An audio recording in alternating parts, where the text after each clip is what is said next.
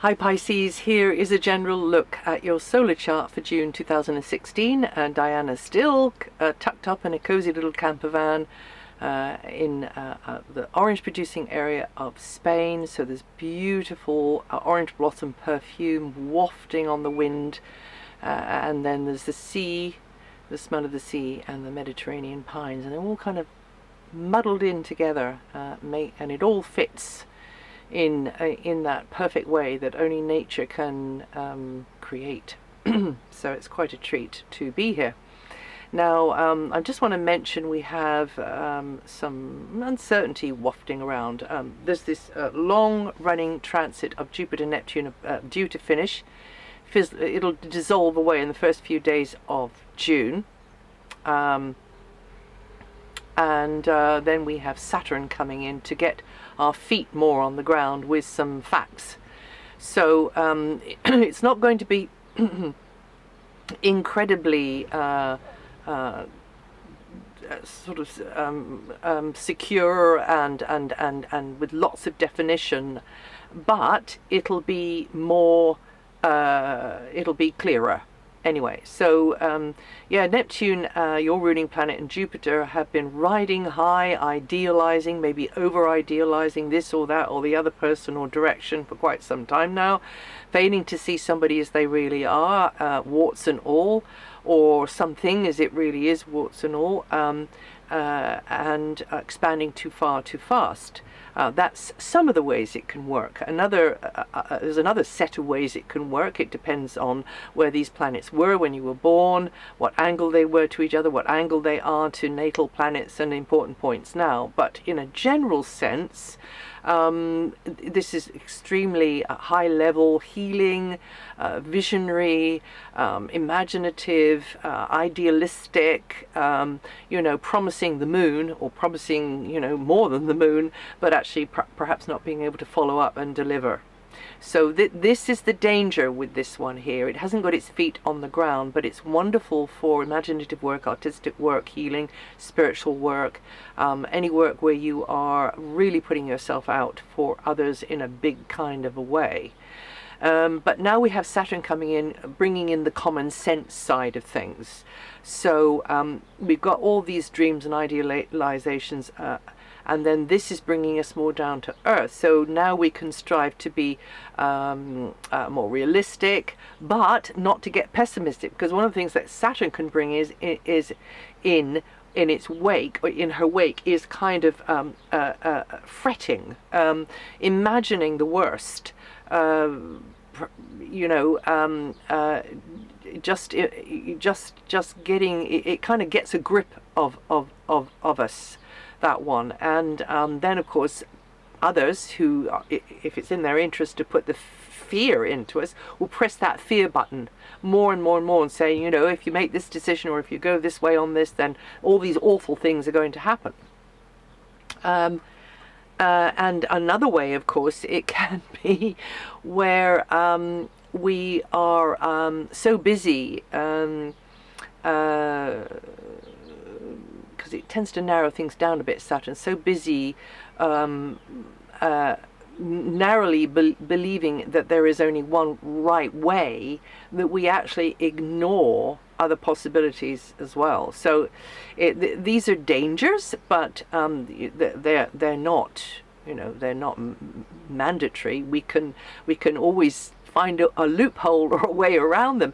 But these planets don't have opinions. These planets don't have agendas. It's us that have the judgments, that have the agendas, that have the issues, that have the psychological patterns, the emotional patterns that make us then react in a certain way to the astrological weather that's swirling around. And the astrological weather has got a lot of Neptune, and Neptune is about ambiguity. It can be about vagueness, even murkiness, that is kind of hidden. But it can also be about a kind of guidance that comes from a higher level. But if we're living down on the lower levels of the survival mind, we're not going to be able to tap into and get our aerials up into that stream of amazing loving clarity and expanded consciousness. So Neptune's very good on that level, working from the inner planes outward as well. So if you would like things to be in a certain way, then start from within with vision, and it is called working with the law of attraction for some, but this was around a long time before that. However, it's good to work with the law of attraction, and is to just project that outwards through not really thought, but through expectation of how you'd like it to be as you see it, of course. So whether that is in your personal life, or whether that is like on the wider stage with the way things are going and you don't like to see them going that way, whatever it's about, with certain beliefs for you. Really, this is a period of us shooting ourselves in the foot because we allow others to push the fear button. We allow circumstances to convince us that things are worse than actually they really are. And it's not a time to throw away things that were sloggingly achieved in the past, maybe in the last 30 years or so. For you have Saturn actually at the top of your chart, so this is a great time for you to unfold into a new sort of identity of yourself in the world. This is a time for you to be in having more responsibilities. This is the area of the parent, so it might be to parents or as a parent, or it might be to a kind of substitute for a parent, which is like an authority figure. So this is the time for the harvest of what's gone before, and to refine or redefine, rethink your place in the world. And outside circumstances will be colluding in that as well. It's not just all coming out of you. This transit is helping you to cultivate maybe slowly a position, so maybe some of you are in training. So with Saturn coming onto Neptune, it is working from within with the dream of how you would like to project out into the world, particularly between this month, June, that this forecast is for, and October. You could, you can, and everything, you can be quite an eye-opener as you're going along, because then things maybe start coming into place. Now, it won't be without, it needs work. It does need your attention, but it is infinitely doable. Now, you Pisceans born the 28th to the 29th of February to the 4th of March, 28th or 29th of February to the 4th of March, or with 10 to 14 degrees rising, you're going to feel that energy the most this month. Back to the transit, though, for us all, Saturn-Neptune, this is working consistently towards what is best for the common good. That's one way that you could be interpreting that energy. Or another energy that I would suggest is working for a good cause of some kind, like charitable, or it is working for, the underdog. It is interacting through arts, imagination, dream work, psychic type work. It is interacting through, and you can choose, it's not everything all at once, but or interacting through healing type activities. But of course you have to put yourself first, because Neptune is in your sign, and that does tend to mean that you're striving to find who you are, really. And this is why this is quite important, and why you could cover a lot of ground and make some progress with this really quite tricky aspect, I have to say, because it tends to make us worry and anxious about things because of the general vibe we're picking up, you see. So all I can say is it's catching ourselves doing it, I suppose. But Neptune for you means that maybe you are not really being the self that you're most comfortable with. This is another angle on having Neptune in your sign. Anyway, you Pisceans born mentioning the Neptune position. You Pisceans born the 1st to the 3rd of March, or with 11 to 13 degrees Pisces rising, you're going to be feeling that energy the most this month. And I think I've got a bee flying around in here. So anyway, we'll just keep calm and carry on. Now, a couple of things though. In the first week, we have cause lots of honey. There's orange blossom honey. Yes, I must get some before we leave. That would be an oversight, wouldn't it, to be in this area with just thousands of trees holding orange blossom at the moment, and not to go home with some nice orange blossom honey. So maybe the bee came in to remind me. Do I need to write that down? No, I'll try and remember. Okay, so the first week energies might be down a bit, or there might be uncertainty or a lack of confidence there, or you just feel the pressures of the world on your shoulders a bit more. You might just be, feeling a bit kind of, and you might have to, if you can, not schedule anything to do with officialdom or bureaucracy. Then, if you've got to do it, then you just push your way through. But look after yourself as you're doing it. And then at the very end of the month, we have Venus opposite Pluto, some kind of gear shift in a relationship, some kind of changing of the dynamic could be going on there. It's very fleeting, so it's not like lingering long term, but it's just worth a mention. Or it might be some kind of change in the dynamic of shared space, monies, properties, possessions, something like that.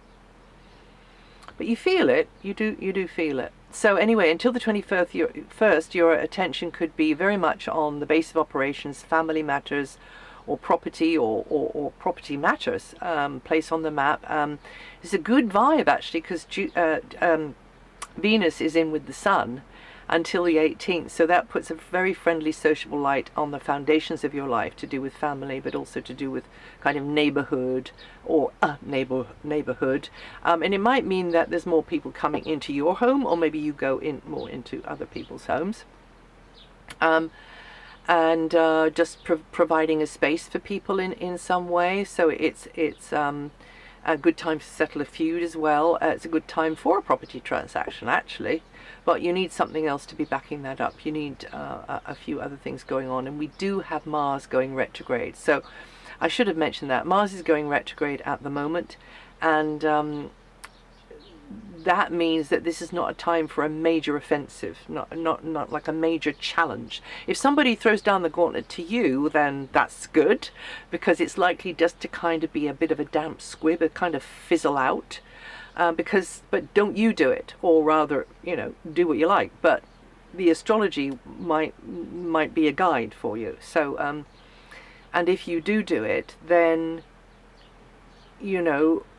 it's likely to be a real long, if it's like a major initiative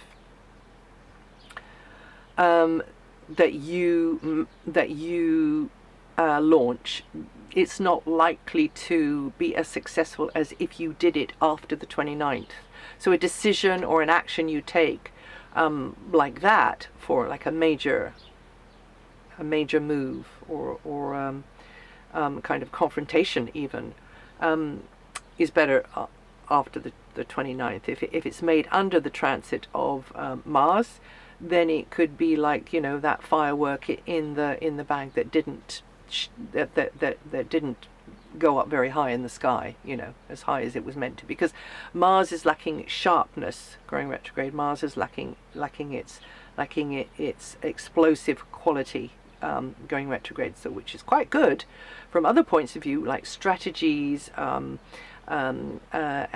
working towards a goal indirectly, but look at where we are on the timeline now and say, okay, what can be done with where we are at now, rather than trying to kind of march the armies off to attack, as it were, or to challenge a situation, because it's probably not going to work out very well, or it will be even years trying to get it to be a success. Right, okay, so yeah, I should have mentioned that. And at the moment, Mars is actually in a very outgoing, expansive area of your chart, and it's the right moment to be working steadily on new schemes or enterprises. But if you want to launch into something major after the 29th, and you will be physically active and learning through doing, but also grasping certain things that you didn't know before, because you're likely to cross paths with people who have that expertise, that specialist knowledge that you need to piece together the pieces of the puzzle. And also others could be seeing you for as an information giver, or a good communicator, or a teacher, even a guide type person as well. And then you will be you should be pushing the envelope, really, with Mars in this position here. This is good, and stepping, into unfamiliar territory and trying out new things and learning stuff as well. And then from the 21st, there's a brighter, less inward vibration around, and that's when the sun goes into the house of fun, so kicking up your heels a little bit. Venus already is in there from the 18th, and that's good for the love life for some of you. It's a playful time. It's good for interaction with children, animals, anything that you really get a kick out of doing, and the leisure or the artistic or entertainment side of things. It's great for anything like that. And then we have then we have got I just thought I'd sing you a little song there, but just practicing. And then we have Jupiter opening the way to a wider range of options, because Jupiter is in this area here, which is helpful. You feel a rapport with somebody. You really are enjoying somebody's company, because they bring something fresh to your life, something intriguing even to your life. And if it's working out in the way that Jupiter would like it to work out, then they also are seeing you in that way as well. You Pisceans born the 3rd to the 8th of March, or with 13 to 18 degrees rising, are going to feel that energy the most this month, and I hope I've made some sense, and that you can understand what I've been saying about all that Neptune Saturn stuff, and also the little tune I sang. And so that's it for June. If you know your rising sign or your moon sign, listen to those. And also this material is written up, and a little bit more as well about Saturn and Neptune is written up on my website, DianaGarland.com. And I'll see you the next time.